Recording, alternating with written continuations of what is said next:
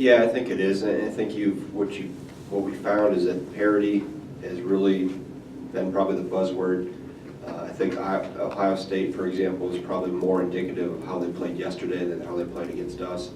So when you play them, where you play them, as we've said for years, sometimes, for whatever reason, teams perform, and you really can't say home or road, because we've seen some road teams go in and play well in places, and usually you could kind of predict the upper echelon, so to speak, to be pretty stiff at home and pretty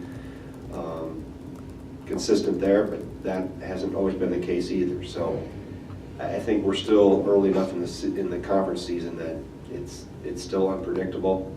Will that eventually level off and become more consistent? I don't know. I just see so much parity.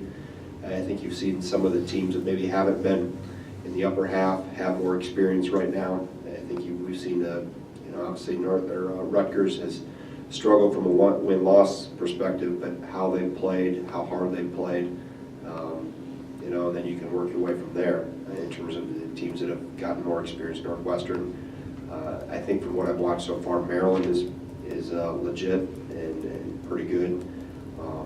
I like how they looked early, and obviously we don't play them for a little while yet, so I haven't really dove into that, but just watching them against common opponents, Michigan, for example, I think they're pretty, and they've been pretty consistent too, other than the Nebraska loss. But like I said, it is unpredictable. I think it makes it exciting for fans. It keeps the interest level high, but I think we've got a lot of really good teams. I don't know if there's a dominant team, but I think we've got a lot of very good teams, and obviously coaching and the level of play from the individual players is pretty good. So I would assume it'll continue that way in terms of how the league will play out, and we're obviously very early in the season of that.